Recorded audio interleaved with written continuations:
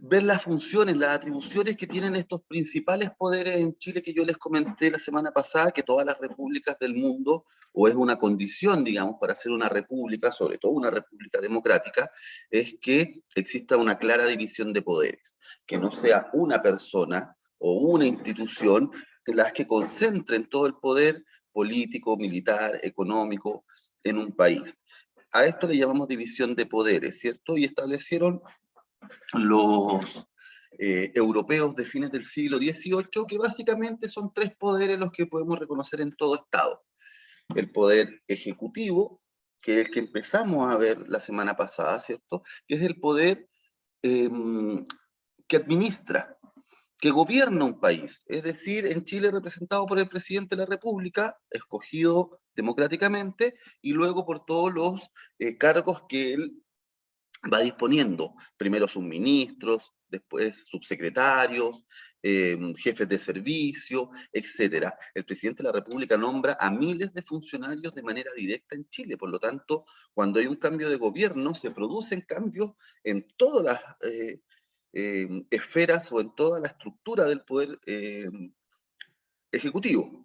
Y además, para recordarles, Chile es una república eminentemente presidencialista. ¿Qué quiere decir? Que si bien tenemos los tres poderes, ejecutivo, legislativo y judicial, es el poder ejecutivo el que concentra las mayores funciones y atribuciones, algunas exclusivas del presidente, o sea que ningún otro poder puede hacerlas. Por eso en Chile es tan importante sobre todo la elección de presidente. Tenemos elecciones, si, bueno, ustedes saben en las condiciones en las que estamos, pero si todo sale eh, mucho mejor de lo que ha sido manejado hasta ahora en cuanto a la pandemia, sobre todo, en noviembre nosotros tendríamos que tener elecciones de presidente, que empezaría a gobernar en marzo del próximo año. Este es el último año del presidente actual. Ustedes van a estar en el límite de los 17-18, así que los que puedan ir a votar, háganlo, chiquillos. Es un ejercicio súper, súper importante. No es el único en democracia, pero es súper importante ir a votar. Al menos como por una, si bien uno puede pensar que el voto de uno no va a influir en nada, o puede pensar que no me gusta ninguno de los candidatos y que para qué voy a ir a votar, es súper importante porque aunque yo vaya a votar nulo, estoy expresando una opinión. Porque si todos los que no fueron a votar en la última elección hubiesen ido a votar nulo o blanco, hubiésemos quizás tenido un gobierno que desde el principio supiera que realmente no era esa gran mayoría que se pensaba, sino que era una mayoría absoluta, que ganaba en una segunda vuelta, pero que representaba en cantidad de votos, en porcentaje de votos, representaba más o menos al 34% de la gente que votó. Esos votaron por Piñera. El 34% de la gente, perdón, con derecho a voto. Perdón, no la que votó, con derecho a voto. Así que es súper importante, chiquillos, ir a votar. Y además la inscripción es automática. Así que, pero el voto es voluntario. Hay una compañera en espera. No la veo, no tengo a nadie en la sala de espera. Ah, sí, ahí está, Sofía. Perdón, no la vi. Ya, digámosle que estamos empezando nomás. Ya, chiquillos. Entonces, déjenme, me voy a minimizar un poco para dejar ahí el chat y yo pueda verla por cualquier cosa. Ya. Entonces, ¿cómo la Constitución Política de Chile organiza las funciones y órganos públicos, sobre todo en el ámbito de los poderes del Estado? Nosotros ya vimos la semana pasada, ¿cierto? Voy a agrandar acá para que se vea en tamaño completo, pero no sé qué le pasa a mi mouse. Ahí viene llegando otro. Ahí, ya, chiquillos. Habíamos visto un poco los requisitos para ser presidente, pero bueno, eso es quién puede ser presidente o qué necesita para lograr ser presidente. Ahora, una vez que es electo y comienza su función como presidente de la República, bueno, ¿qué atribuciones tiene? ¿Por qué hablamos de una república presidencialista? ¿A qué se refiere esto? A que el poder lo concentra mayoritariamente el poder ejecutivo, representado por el presidente de la República. Él puede convocar a plebiscito.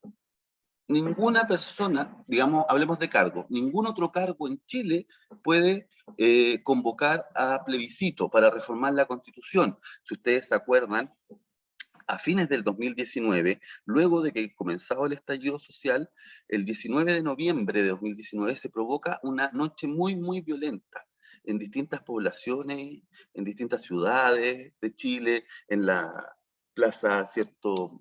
Allá en la Plaza Dignidad, etcétera, se producen mucha violencia y se sospecha que va a haber un llamado por parte del presidente a las Fuerzas Armadas nuevamente para decretar un estado de excepción o incluso un estado de sitio.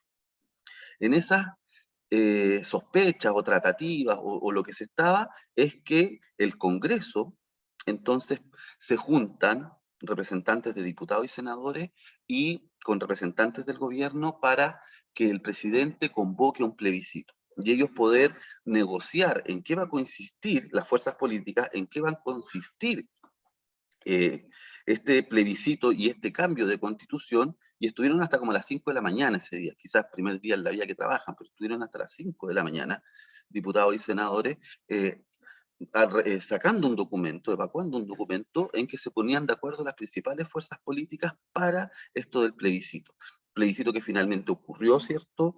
Que era para octubre del 2020, perdón, del 2000, no, perdón, era para abril del 2019, 20, perdón, abril 2020, pero por la pandemia se postergó hasta octubre y ahora la próxima semana teníamos la elección de los que van a escribir esta constitución, pero también por la pandemia se postergó hasta mediados de mayo, se posterga un mes.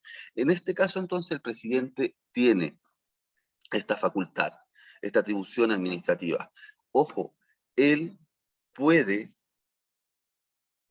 y disponer de todas las fuerzas de tierra, aire y mar en Chile. Es decir, el presidente de la República es, por así decirlo, el jefe de nuestras Fuerzas Armadas. En caso de guerra, ahí sí asume como comandante en jefe de las Fuerzas Armadas, como la jefatura principal, pero sigue siendo jefe administrativo. Él puede designar a los comandantes en jefe de las Fuerzas Armadas y Carabineros, el director general de Carabineros, y además puede echarlos del cargo, puede cambiarlos, sacarlos. Eso al principio de esta constitución no existía, fue algo que existe desde 2005, que el presidente de la República pueda expulsar a los comandantes en jefe de las Fuerzas Armadas y al director general de Carabineros. El presidente, como dice acá, nombra, remueve a cientos de funcionarios en Chile que son elegidos directamente por el presidente. Los principales son los ministros, que encabezan, su nombre lo dice, los ministerios, ¿cierto? Que son los que aterrizan las políticas públicas que quiere tener el presidente. Y al que más conocemos quizá en este momento, al doctor Enrique París, ¿cierto? Que es el ministro de Salud, porque es el que sale casi todos los días, ¿cierto? Dando las cifras de contagiados, de muertes, de vacunaciones, etcétera. Pero hay más ministerios. El ministerio más político, más principal, el donde está la mano derecha del presidente, como así decirlo, el que es jefe de los ministros, el ministro que es jefe de los demás ministros, es el ministro del Interior. Ese es el más, por así decirlo, importante. En su cartera está a cargo toda la seguridad interna del Estado, por lo tanto es el ministro del Interior el que ve el conflicto mapuche desde el punto de vista policial, el que ve el estallido social desde el punto de vista de la seguridad, el que ve los portonazos, todo eso desde el punto de vista del gobierno lo ve el ministro del Interior. Y además, en caso de ausencia del presidente, asume como vicepresidente de la República. Vicepresidente de la República no es un cargo que nosotros elijamos o que exista permanentemente como en Estados Unidos. En Estados Unidos se vota por presidente y vicepresidente, que van en un mismo pacto, en una misma alianza. Y el vicepresidente tiene funciones durante los 4 años que dura el gobierno del presidente de Estados Unidos. En Chile no es así. En Chile el ministro del Interior asume como vicepresidente, pero solo cuando el presidente o anda de viaje, o está de vacaciones, o alguna enfermedad que lo tenga con una licencia médica, etc.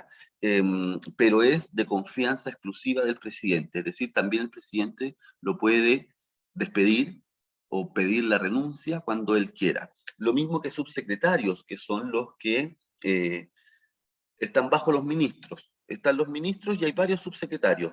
Por ejemplo, cuando ustedes se han visto esto de las cifras del Ministerio de Salud, siempre aparece el ministro sentado y al lado aparecen dos subsecretarios, ¿cierto? Una es la doctora Daza, que es la subsecretaria de Salud Pública, creo que se llama, y el otro es el doctor, ay, no me acuerdo el nombre ahora, que es el subsecretario de redes asistenciales, el que coordina los hospitales y las postas, y etcétera. Es decir, ese ministro también está apoyado por dos subsecretarios. Los intendentes, los gobernadores, que ven, son autoridades locales, regionales, ¿cierto? De hecho, esta vez, por primera vez, vamos a votar por gobernadores, que tienen que ver más que nada con una función administrativa de cómo se reparten ciertos recursos en las regiones. ¿Ya? Los gobernadores antes eran provinciales, por ejemplo, acá en Puente Alto teníamos un gobernador que era de la provincia Cordillera, que es Pirques, Puente Alto y San José de Maipo, y había otro gobernador que era la provincia de Santiago, que abarca las comunas del Gran Santiago, otro gobernador que era el de Maipo, que era San Bernardo, Peñaflor, Talagante, la otra provincia de Chacabuco, donde está Colina, Tilistil, más al norte, ¿cierto? Ahora va a ser un puro gobernador regional y va a ser elegido por las personas, ya no por el presidente. Eh, el presidente sí o sí dirige las relaciones internacionales. En este sentido, y aquí vamos a dar el ejemplo para diferenciarlo con lo que ocurre en Europa. En Europa, donde todavía existen monarquías en algunos países, por ejemplo en Inglaterra, está la reina de Inglaterra y está el primer ministro. Allá hay una división entre jefe de Estado y jefe de gobierno.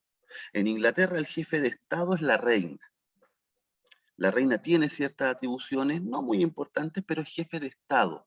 Ella es la que siempre se reúne con los presidentes, los reyes de otros países. Ella dirige un poco la política internacional en acuerdo con el jefe de gobierno, que es el primer ministro.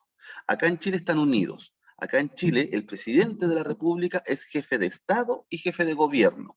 Como jefe de gobierno, lo que estamos viendo, nombra y remueve funcionarios, está a cargo de las Fuerzas Armadas, puede convocar a plebiscito. Eso es jefe de gobierno, pero como jefe de Estado, además, entonces, él dirige las relaciones internacionales con los demás países del mundo, con las demás asociaciones. Él también nombra a los funcionarios de las embajadas, a los embajadores, a los cónsules, también dependen del presidente de la República. Y de esta diapo, lo último que quiero que vean bien, chiquillos, que es muy importante por los álgidos momentos que estamos viviendo, ¿cierto? Es esto: declarar los estados de excepción constitucional. Existen varios estados de excepción constitucional. Primero, qué es un estado de excepción constitucional? Son momentos en que el presidente puede limitar ciertos derechos y libertades personales y además puede mover a las Fuerzas Armadas dentro del territorio nacional y además puede obtener recursos económicos para gastos que tenga que hacer en ese momento el Estado. Por eso se llaman estados de excepción. Son una excepción. Son cuando tenemos una pandemia, cuando tenemos un estallido social, cuando tenemos un terremoto, cuando tenemos un aluvión, cuando tenemos una inundación, una sequía muy prolongada. Ahí los presidentes declaran estados de excepción. Insisto, con tres principales objetivos: limitar los derechos de la población, tener recursos que pueda gastar. Es súper importante eso, los recursos que se gastan en Chile, el Estado, los recursos que gastan, los recursos públicos, quedan definidos bajo una ley que siempre se firma a fines de noviembre, que es la ley de presupuesto. Es decir, todo lo que se está gastando hoy en día el Estado está en esa ley de presupuesto. Y los ministros, subsecretarios, presidentes, jefes de servicio no pueden gastar más plata ni gastarla en algo distinto a lo que señalaba la ley. Por lo tanto, cuando hay un terremoto, por ejemplo, que es sorpresivo, el presidente necesita recursos para ir en la reconstrucción, para ir en ayuda, para esto, bueno, ahí entonces él puede mover los recursos que por ley estaban destinados a otras cosas, ahora él puede moverlos libremente. En el estado de excepción constitucional, decía yo, se limitan ciertos derechos y libertades. Por ejemplo, y a ver, aquí yo quiero escucharlo a ustedes, ¿cuál es el principal derecho o libertad en que en el último año no hemos visto afectados? ¿Quién sabe? ¿Cuál es el principal? Que todos los chilenos, de Arica a Magallanes, El de libertad, el de de, salir. exacto, el de libertad y movimiento. Principal derecho afectado, primero con el estallido social, pero ya con la pandemia, toque de queda. Es decir, nadie puede andar en la calle entre las 10 de la noche y las 5 de la mañana. Oiga, pero si yo soy un sujeto de derecho, en la Constitución dice que tengo libertad de movimiento. ¿Por qué diablos no puedo salir de mi casa? Bueno, porque estamos bajo un estado de excepción que es de catástrofe sanitaria. ¿Ya? Eso es estado de excepción, entonces. Permite al presidente disminuir ciertas libertades. La libertad de reunión, pues chiquillos. Están en fase 1, no se pueden juntar más de 5 personas. Está bien, no, o ninguna de los que vienen en tu casa. En fase 2, no más de 5. En fase 3, no más de 10. Toda la libertad de educación, por ejemplo, ¿cuánto ha costado que nosotros podamos seguir con ustedes interactuando? Nos costó al principio partir con esto de las clases virtuales, nadie preparado para esto, pero ahí también hay algo que está vinculado a la libertad de educación porque los colegios tienen que permanecer cerrados en cuarentena. Todas esas facultades, entonces, se las entrega la Constitución al presidente, pero solo bajo la declaración de estos estados de excepción. Él los declara. Lo que sí, después de haberlo, lo puede renovar. Depende del estado de excepción, pueden durar 30, 60, 90 días. Él los puede renovar 2 veces. O sea, tiene uno, lo renueva, se agota el segundo, lo vuelve a renovar. Es decir, él puede decretar 3 estados de excepción. Si quiere decretar un cuarto estado de excepción, tiene que pedirle permiso al Congreso. La idea es que tampoco el presidente gobierne sus 4 años, ¿cierto?, bajo estado de excepción. Por eso hay un límite. Y al momento de querer renovar ese estado de excepción, entonces, por tercera vez, para que sea el cuarto estado de excepción, ahí tiene que ir al Congreso. Le pasó ahora a Piñera, tuvo todo el año 2020 bajo estado de excepción y se vencía ahora los primeros días de abril. Él fue al Congreso, ¿cierto?, hace un par de semanas, y los diputados y senadores aprobaron que pudiese él extender el estado de excepción, es decir, extender la facultad de hacer gastos que no estaban contemplados en la ley, mover las Fuerzas Armadas dentro del territorio nacional y limitar, ¿cierto?, los derechos y libertades, pero algunos, no se limitan todos, y además está bien establecido en qué estado de excepción, qué derechos se pueden limitar. No pueden, por ejemplo, limitar el derecho a la vida en un estado de excepción, eso jamás, en ninguno, ¿ya? Hay ciertos derechos y garantías que se mantienen, y los que no están bien establecidos por la Constitución, y él de todas maneras tiene que sacar un decreto o una ley para el conocimiento de qué libertades se van a reducir. Por ejemplo, si yo no estoy en cuarentena y voy caminando a las 7 de la tarde con mi perro, no me pueden decir que me tengo que ir a mi casa porque estamos... No, pues, no. Esto no es dirigido a personas, esto se supone que abarca a toda la población afectada. Y otra cosa que yo mencioné, chiquillos, fue el de las Fuerzas Armadas, que el presidente puede disponer de las Fuerzas Armadas dentro del territorio nacional. Las Fuerzas Armadas están preparadas para la guerra, están preparadas para un conflicto externo, están preparadas para enfrentarse a otros ejércitos, a otros barcos, a otros aviones, pero no están preparadas para el control de la seguridad interna. En teoría, para eso está preparado la PDI y Carabineros de Chile. Pero en estado de excepción, que se puedan ver sobrepasadas las policías, entonces el presidente puede disponer de los militares para el control del orden público. Eso es súper complejo. Cuando lleguemos a hablar del tema de los derechos humanos lo vamos a ver bien, porque sobre todo a raíz del estallido social, ustedes saben, hubo muchos militares en las calles, por todo Chile, apoyando el rol de carabineros, ¿cierto? Pero hubo algunos excesos, hubo muertes, hubo balines, hubo muchas cosas. Eso lo vamos a analizar más adelante cuando veamos el tema de los derechos humanos y declaraciones de mismos generales del ejército que han dicho, no, nosotros no tenemos que controlar el conflicto mapuche, no tenemos que controlar a los inmigrantes en la frontera, porque nosotros no estamos preparados para eso. Porque si a nosotros nos disparan, nos enseñaron que teníamos que responder disparando a matar. Por lo tanto, no es algo que nos hayan preparado el controlar el orden público. Para eso está Carabineros, para eso está investigación. Eso lo vamos a hablar más adelante, porque es súper complejo en estos temas de estallido social, de pandemia, cuál es el control que hace el presidente sobre las Fuerzas Armadas en estos tiempos. Eso lo vamos a dejar para más adelante. Avancemos porque son muchas atribuciones.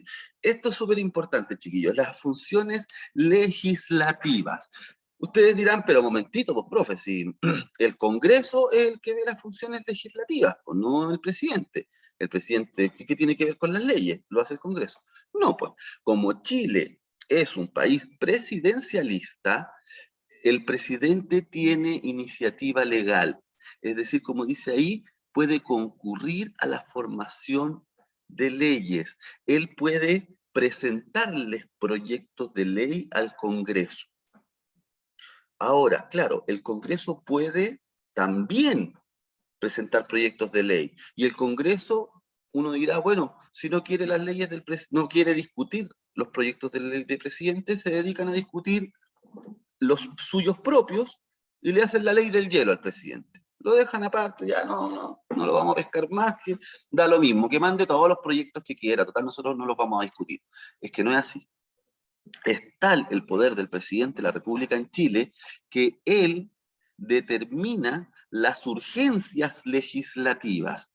¿Qué quiere decir esto? Él le pone urgencia a los proyectos de ley que él quiere y obliga al Congreso a tener que discutir y despachar esas leyes en un tiempo determinado. Es decir, supongamos que no hay pandemia, no hay nada, y los diputados presentan un proyecto de ley, qué sé yo, a favor del matrimonio homosexual. Y tienen los votos en el Congreso. Es decir, este proyecto va a ser aprobado, pero el presidente no quiere. ¿Qué hace el presidente? Empieza a tirar puros proyectos de ley propios y les va colocando urgencia. Así retrasa la discusión de la otra ley. Por eso en Chile el presidente de la República es un colegislador, también legisla. ¿Por qué? Uno, puede hacer proyectos de ley y mandarlos al Parlamento, poniéndole urgencia, pero además él puede dictar decretos con fuerza de ley. Esto sí tiene que pedir permiso al Congreso, pero si el Congreso lo autoriza, él puede dictar leyes que se llaman decretos con fuerza de ley, que son los de DFL. Él los puede firmar sin que tengan que ser aprobados por el Congreso. Por ejemplo, no sé si han escuchado hablar de los DFL2, que los DFL2 son viviendas sociales con cierta cantidad de metros cuadrados que empezaron a construirse en los años 80 y 90. Se habló mucho tiempo de los DFL2, tú vivías en un DFL2, porque era característica de vivienda social. Bueno, ese DFL2 eh, eh, hacía relación a esto. Era un decreto de fuerza. Era un decreto con fuerza de ley número 2 que había firmado el presidente para la construcción de estas casas. Esos son. Por lo tanto, el presidente tiene mucha importancia. Una vez que él, por ejemplo, manda un proyecto de ley, cuando el presidente manda el proyecto de ley se llama mensaje. Cuando los diputados mandan el proyecto de ley se llama moción. Mensaje, moción. Cuando el presidente de la República manda un mensaje, es decir, un proyecto de ley, se discute en el Parlamento. Si se aprueba, el presidente tiene que sancionarla, es decir, tiene que firmarla, promulgarla y publicarla en el diario oficial. Y ahí recién una ley empieza a ser ley. Por ejemplo, el año pasado se discutió mucho esto del retiro del 10% de las AFP, de los ahorros previsionales que tienen las personas que trabajan con contrato para su jubilación. Y para en el fondo poder financiarse las mismas personas tiempos tan duros como la pandemia, en que se perdió trabajo, en que los bonos no alcanzaban, etc. Eso nació, el primer retiro a través de una moción parlamentaria. Es decir, fueron los diputados los que presentan el proyecto. El gobierno no quería este proyecto y amenazó con no promulgarlo. Es decir, aunque lo pusieran los diputados, lo aprobaran en el Senado, quedara listo como ley, estuvo la amenaza de no. Primero, ir al Tribunal Constitucional, pero eso lo voy a explicar más adelante. Y segundo, no firmarla, porque es una atribución del presidente.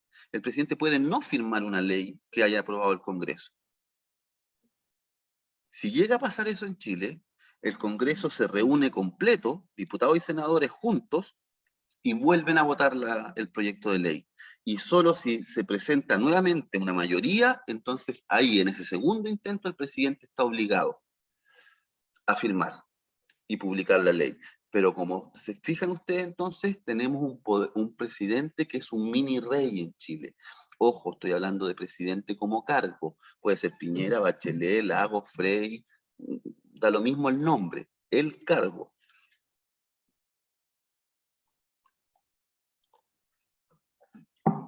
Continuemos. ¿Está clara esta ya? Porque no veo. Ah, porque estoy con el lápiz. Ahí sí. Ya. Otras atribuciones que incluso pasan lo legislativo y entran en el terreno netamente judicial.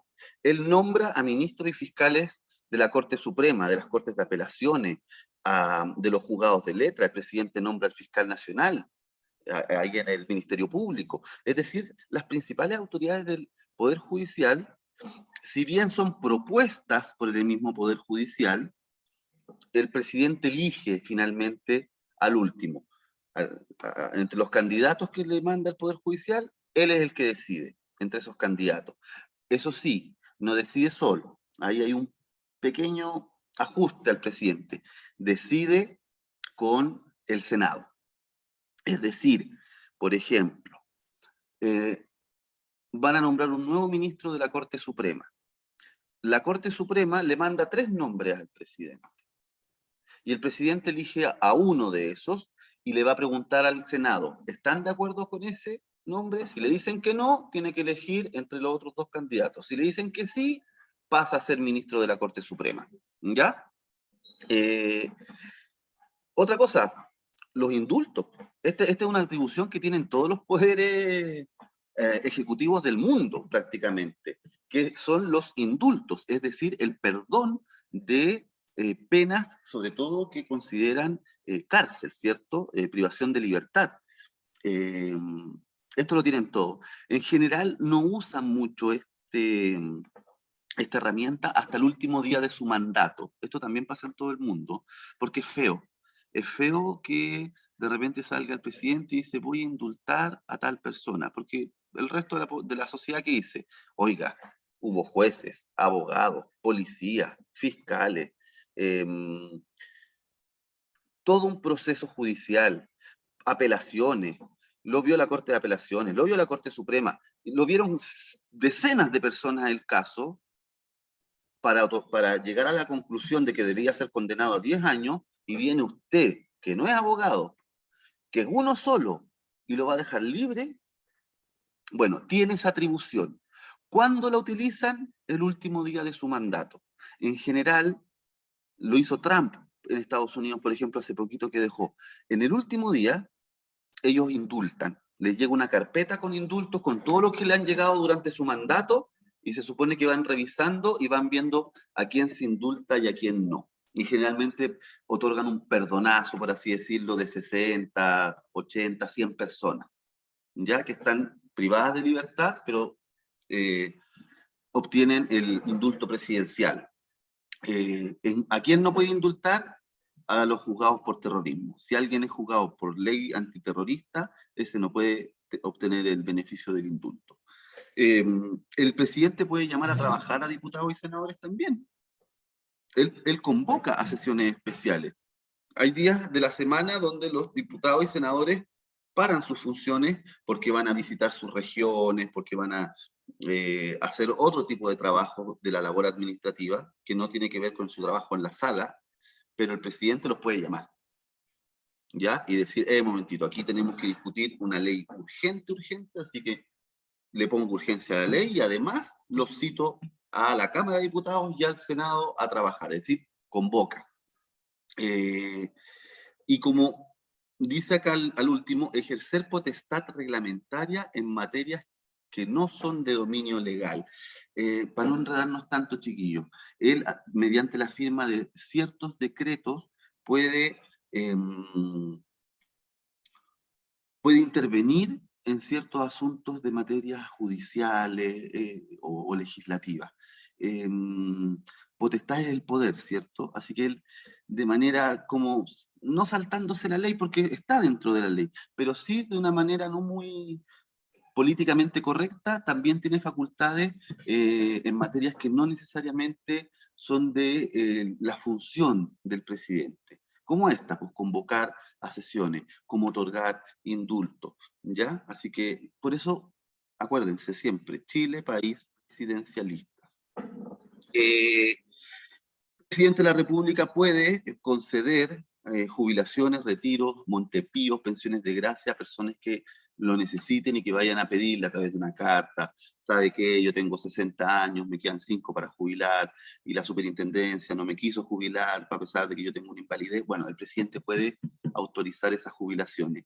Son ya poderes más, por así decirlo, puntuales, pero de todas maneras están para ver para ayudarnos a ver hasta en qué cosas puede el presidente tener atribución. Y otra cosa, chiquillos, todo lo que tenga que ver con dineros públicos debe salir del presidente.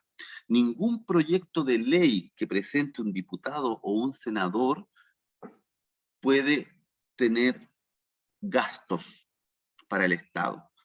Las leyes que implican un gasto para el Estado solamente pueden ser a través de mensajes presidenciales, es decir, a través de proyectos de ley que el presidente presente.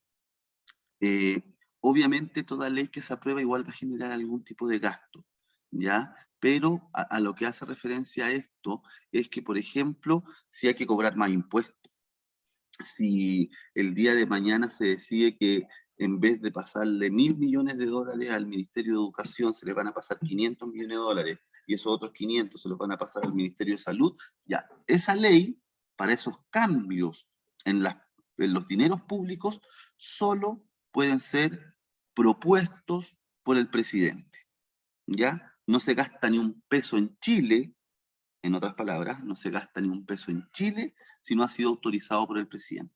Eso es más o menos para que ustedes vean el poder que tiene. Y bueno, dentro del Poder Ejecutivo, y veíamos los funcionarios más importantes, chiquillos, están los ministros de Estado. Son de responsabilidad exclusiva del presidente. Ya los vimos, ¿cierto? Él los nombra y los remueve. Son funcionarios del Estado, pero elegidos por el presidente de la República. Por lo tanto, colaboran directamente en el gobierno y en la administración del Estado. Firman todos los decretos y reglamentos que firma el presidente y que tienen que ver con su cartera. Si el ministro de Defensa va a firmar, o el presidente va a lanzar un decreto en que, qué sé yo, el regimiento número 2 de Tacna pasa a llamarse el regimiento número 7 de Arica, por inventar algo, bueno, lo firma el presidente ese decreto, pero también lo firma el ministro de Defensa, el ministro que está a cargo, ¿ya? En el fondo esto es como para decir que no es el presidente el que firma todo y está solo, sino que también hay como un trabajo en equipo, colaborativo, dentro del Poder Ejecutivo, en que todos los decretos que tengan que ver con su cartera, con su ministerio, tienen que ser firmados también por el ministro. Puede llamar, tiene que concurrir el ministro, tiene que ir a las sesiones especiales del Congreso.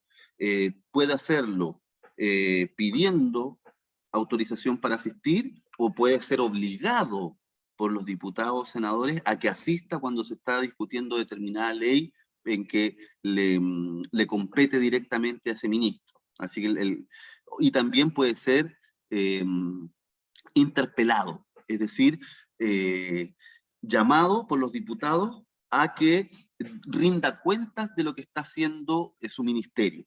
Ha pasado mucho en los últimos años.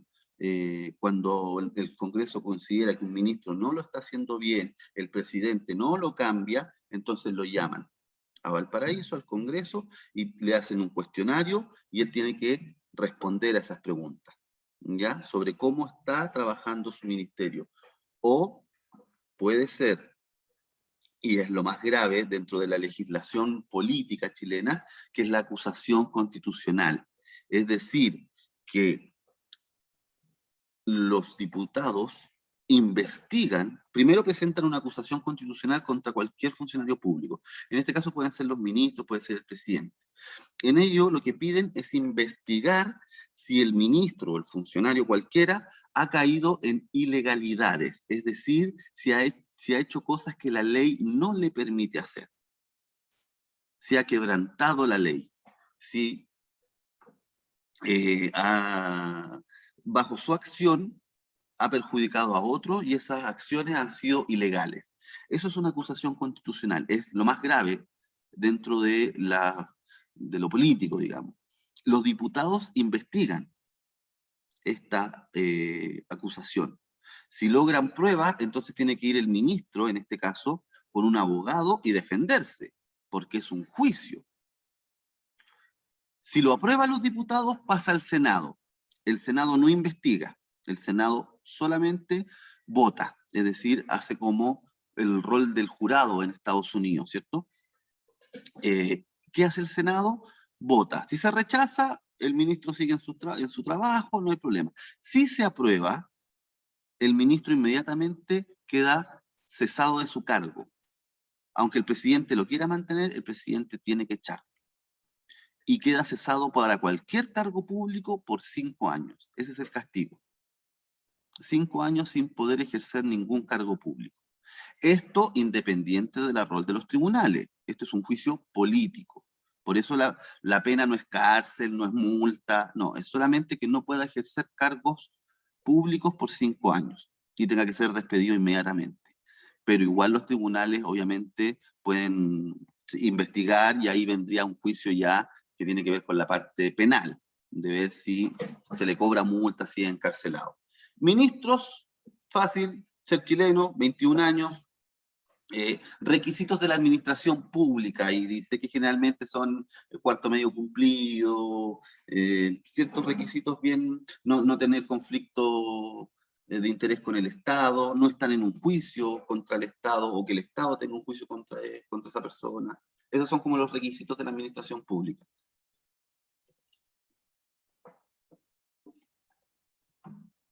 Ya. Y el legislativo y judicial, que son más cortitos, ¿qué es esto? Los vamos a ver la clase del próximo día viernes 9, si no me equivoco, chiquillos. Y terminada esa clase, lo que creo que les